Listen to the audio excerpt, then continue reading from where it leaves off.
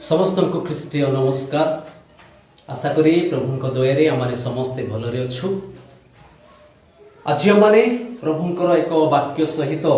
एक प्रसंग रे आम आलोचना करबा। आज प्रसंग हेउछि आज्ञाबह हेबा, बी ओबीडियंस। आज्ञाबह हेबा हमने एक वाक्य पठन करबा जहा लेखा अछि जोहन सुसमाचार तार 2 अध्याय 7 पद एवं 8 पद एठारे पर लेखा अछि यीशु सेमानकु कहिले जहाला गुड़िक पानी रे भर्ती कर सेथिरे सेमाने सेई सबु फंद पर्यंत भर्ती कले आउ से सेमानकु कहिले एबे काडी नै भोजर अध्यक्षक निकट को घेनी जाओ सेथिरे सेमाने घेनी गले। प्रभु ये वाक्य बुझिबा निमंते हम समस्त को प्रचुर रूपे आशीर्वाद करत। ए वाक्य जदि हम देखिबा यीशुंकर सेवा कार्यर प्रथम आश्चर्य कर्म कार्य अटे। आउ ए आश्चर्य कर्म कार्य यह जे से गोटे विवाह रे जल को से द्राक्षारत रे परिणत करथिले। आउ ए प्रसंग माने अनेक समय रे माने सुनि सारी अछु, किंतु गोटे विषय माने एथारे शिखु अछु जे आज्ञाबह हेबा द्वारा से विवाह रे जो अभाव थिला से अभाव पूर्ण होइथिला। आ से आज्ञाबह विषय रे हम आज ध्यान करिबा। जेते बेले हमने देखिबा 7 पद रे यीशु ख्रीष्ट परिचारक मान को कहउछंती जे तुमे जहाला गुडी को कोन करो पानी रे भर्ती करो बोली। आउ ए विषय कोन ना से विवाह भोजरे द्राक्षा क्षेत्र वा द्राक्षालता विवाह भोजरे द्राक्षा रस जते बेले सरी गला सेते बेले विवाहर जो मालिक बा अध्यक्ष थिले से चिंता रे थिले। किंतु एठार देखुछु हम जते बेले यीशु को पाखरे ए विषय जणा गला यीशु ख्रीष्ट परिचारक मान कहउछंती जाला सब कोन करो भर्ती करो। आउ परिचारक माने तांकर कथा को मानी से मान कोन कले ना से जाला सब को से मान कोन कले भर्ती कले। आ सेठी लेखा अछि फंद पर्यंत फांद जो ऊपर अंश जाय से मान कोन कले भर्ती कले। से माने परमेश्वर यीशुंकर कथा को से माने मानिले आ से मान कोन कले जल रे परिपूर्ण कले। आ भर्ती कला परे यीशु ख्रीष्ट आउ गुटे आदेश कर आज्ञा दौरान जे एथर तुम कौन कर यह नहीं अध्यक्ष मान को दियो। आते से कौन कले अध्यक्ष मान से देउछंती। मोर प्रिय प्रभुंकर लोक माने एठारे गोटे विषय देखिबा जे आजिर समय रे जदि आमान को कुहा जीवो परिचारक मान को कुहा जीवो जे तमे द्राक्षा रस निमंते जहाला सब पानी रे भर्ती करो आ ए पानी को तुम अध्यक्ष मान को दियो जदि कुहा जीवो आजिर परिचारक माने कोन कहि थांते। आजिर परिचारक माने यह कहि थांते जे आमे की रूपे ए जड़ को हम अध्यक्ष मान को देबा जड़ केमिति द्राक्षा रस हेबो। किंतु एठारे देखुछु से माने आज्ञाबह हेले यीशुंकर कथा को मानिले आ से माने कोन कले ना जड़ को अध्यक्ष मान को देले जो जड़ की द्राक्षा रस हैला आ जो द्राक्षा रस से माने पान कले से पूर्व रे थिबा द्राक्षा रस ठारू उत्तम थिला। आ से माने से विवाह रे थिबा अभाव को से माने पूर्ण भावे से माने पाई पारले। तेबे मोर प्रिय लोक माने आमरे कोन करिया पड़िबो जे यीशुंकर आज्ञाकारी हेबा को पड़िबो। जदि आमे आज्ञाकारी हेबा ताहेले आमानक जीवन रे थिबा समस्त अभाव कोन हेबो पूर्ण होई जीवो। आज आमे देखिबा घरर समस्तकर कथा मानुचु लोक मानकर कथा मानुचु आमानक जीवन रे जदि के जदि कोन कहि देबो सेटा मध्ये करिवा पई प्रस्तुत होउचु तो जीवन रे एटा कले सेटा पाइबो आमे करिवा पई प्रस्तुत होउचु। किंतु प्रभुंकर आज्ञा को केवे मध्ये मानु ना हो सेति पई आज आमानक जीवन रे अभाव रहउछि। आमे आज्ञाबह हेबा को पड़िबो। आजिर वाक्य रे आमे देखुछु जे परिचारक माने आज्ञाबह हेले आज्ञाबह हेबा द्वारा से माने से विवाह रे जो अभाव थिला पूर्ण करथिले से माने चाहिए कही थांते जे आमे काहे देबा आमे जदि आमे जल को देई देबा ताले आमानकर मालिक विवाहर जे मुख्य लोक आमानको बाहर कर देबो आमानको आमानको दरमा से देबो नाही बोली सन भाबी थांते आमानको गाली करी बोली भाबी थांते किंतु ताहा से मान कले नाही यीशु जेउ आज्ञा कले से आज्ञा अनुसार से माने से जल को नहीं करी अधोक्य मान को देले आ से अधोक्य माने से जल को पान करी उत्तम द्राक्षारस पाइउछु बोली से माने कहिले तेबे ठारे माने यीशुंकर आज्ञाकार हेबा निमंते तीनोटी विषय आज्ञाकार विषय हम देखुछु। प्रथम विषय देखुछु जदि हम आज्ञाकारी होउछु यीशुंकर जदि आज्ञा माने पाउछु विलंब न करी आज्ञा हेबा विलंब करबा नै ओबीडिएंट विदाउट डिले केबे मध्य विलंब करबा यीशु जो आज्ञा देले से आज्ञा को माने मानिबा को पड़िबो केबे मध्य डिले करबा नै। द्वितीय विषय हम देखुछु पूरा मन रे आज्ञा बह हेबा ओबे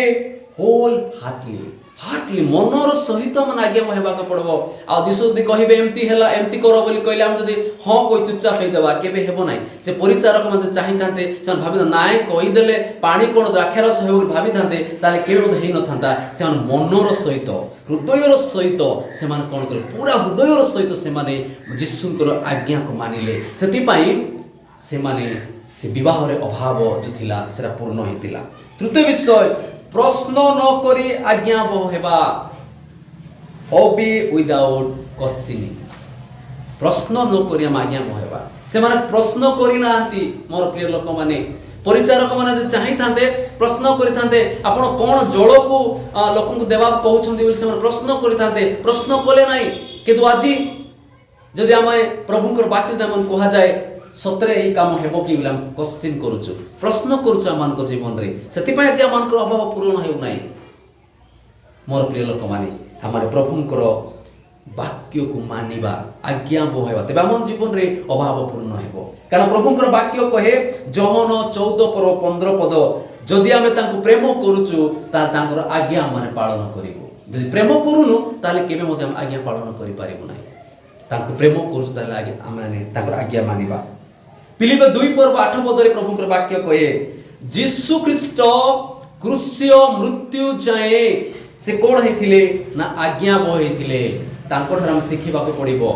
जन्म ठारू क्रूस्य मृत्यु जाए से आज्ञा होउछंती परमेश्वर कथा को मानुछंती आज आमाने मध्य यीशुंकर आज्ञा को पालन करिबा को पड़िबो तेबे हम जीवन कोन हेबो प्रभुकर आशीर्वाद मिलिबो।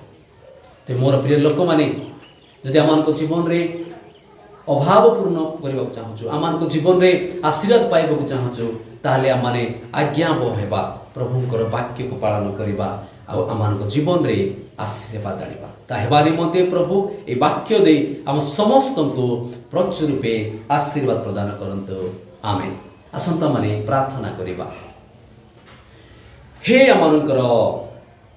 अनंत काली परमेश्वर हे आमानकर दयाकारी परमेश्वर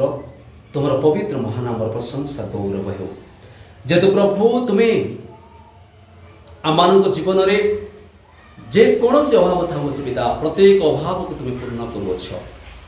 आमान जीवन रो प्रत्येक आवश्यक तुम्हें जगाउछ आज वाक्य प्रकार प्रभु से विवाह रे तुम्हें जो अभाव थिला पिता से मन आज्ञा हेबा हेतु प्रभु से विवाह रे तुम्हें प्रत्येक अभाव को पूर्ण करिथिलो। प्रिय पिता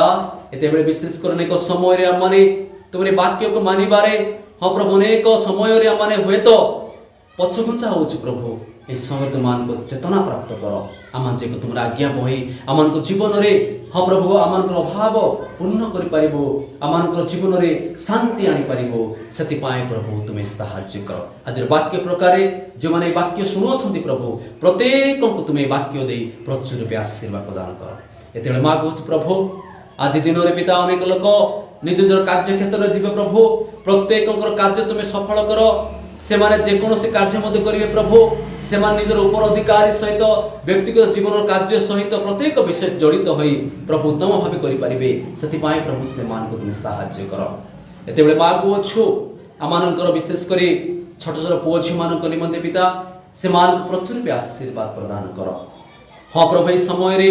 वृद्धा बापा मां मान को मागु छु प्रभु ए शीत समय रे प्रभु सेमान तुम प्रचुर रूपे आशीर्वाद करो सेमान को सहित रुह तुम्हें तुम्हारे वाक्य द्वारा सेमान को स्पर्श करो सेमान को प्रचुर तुम्हें आशीर्वाद प्रदान करो प्रिय पिता एते बेले युवपीढ़ी मान मागुच प्रभु सेमान को उत्तम उत्तम जगह प्रभु सेमान को तुम्हें कार्य जगाओ सेमान को योग्यता अनुसार तुम कार्य जगाओ सेमान शिक्षा क्षेत्र प्रचुर आशीर्वाद करो पुणी जीवन में तुम्हारी वाक्य द्वारा सेमान को आशीर्वाद करू सेमान को जीवन दे तुम्हें गौरव पाओ तुम्हें प्रशंसा पाओ